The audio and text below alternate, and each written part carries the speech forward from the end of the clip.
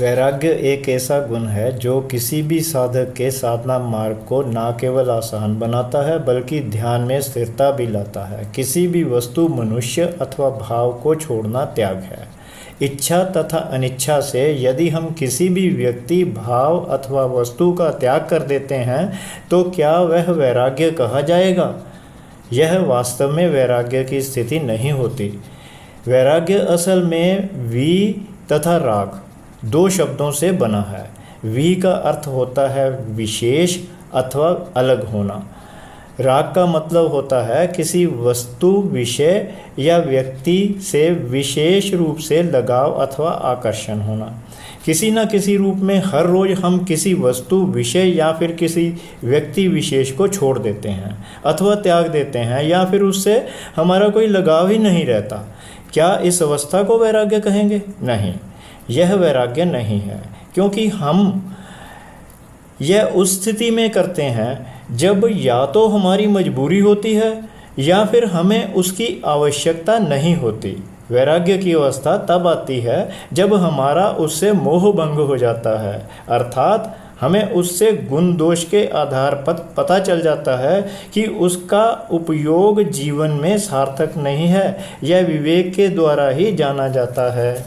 दूसरे, जब मनुष्य किसी भी चीज़ का अत्यधिक भोग कर लेता है, उसे जब वह निरर्थक लगने लगती है, वह इसे उपयोगी नहीं समझता, यह भी वैराग्य की स्थिति समझी जाती है। किसी भी विषय अथवा वस्तु को देखने या उसके बारे में सुनने पर देह से लेकर या यूँ कहें कि इस संसार में या उससे परे आसक्ति का ना रहना ही वैराग्य का लक्षण माना जा सकता है। परंतु किसी भी विषय का त्याग वैराग्य नहीं कहा जा सकता, क्योंकि कई बार रोग आदि द्वारा या फिर किसी विषय या वस्तु की प्राप्ति ना होने पर उसका भोग नहीं किया जा सकता, या कई व्यक्ति दिखावे के लिए भय के कारण या लोभ और मोह के वशीभूत होकर भोग नहीं करते, परंतु उनकी तृष्णा सूक्ष्म रूप से उनके मन में बनी रहती है और ना ही विषयों के भोग द्वारा ही उनकी तृष्णा शांत होती है। विवेक द्वारा ही उसका अर्थात तृष्णा का नाश हो सकता है। स्पष्ट रूप से विवेक द्वारा ही विषयों को अनंत दुख एवं बंधन का कारण मानकर पूरी तरह से उनमें अरुचि हो जाना और सदा के लिए उन्हें दोष युक्त मानकर उनसे निवृत्त हो जाना अथवा उन्हें छोड़ देना ही वैराग्य है। मूल रूप से वैराग्य की 4 अवस्थाएं मानी गई हैं। वैराग्य की पहली अवस्था में किसी भी विषय को त्याग कर देने की शक्ति तो नहीं आती। हाँ, इस अवस्था में विषय के प्रति समान इच्छा नहीं रहती।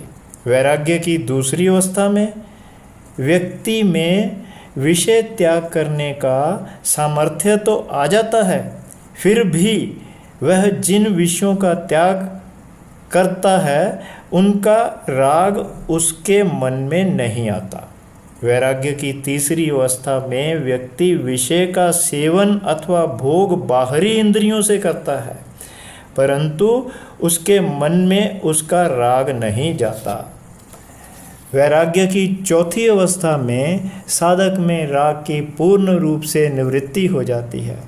शंकराचार्य जी ने अपरोक्षानुभूति में वैराग्य की इस अवस्था को निर्मल वैराग्य कहा है और यह भी बताया है कि इस अवस्था में ब्रह्मा से लेकर स्थावर पर्यंत अर्थात इस संसार में समस्त विषयों के प्रति पूरी तरह से अरुचि का होना ही संपूर्ण वैराग्य है।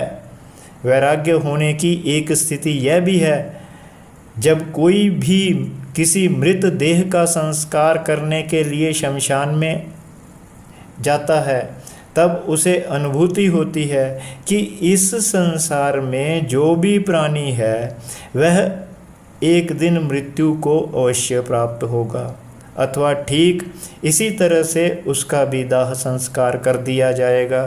परंतु जैसे ही वह शमशान से बाहर आता है वह सब कुछ भूलकर पहले की अवस्था में आ जाता है। वैराग्य की इस अवस्था को शमशान वैराग्य भी कहते हैं। श्रीमद् भगवद गीता में भगवान श्री कृष्ण जी ने कहा है कि अभ्यास तथा वैराग्य से मन पर नियंत्रण किया जा सकता है। जैसे जैसे मन पर नियंत्रण होता जाता है वैसे वैसे साधक ध्यान के माध्यम से एकाग्रचित्त होकर समाधि की अवस्था की ओर बढ़ता है। तो यह समझने कि वैराग्य की अवस्था में साधक पहुंचता कैसे है। वैराग्य की अवस्था में साधक पहुंचता है भोग से।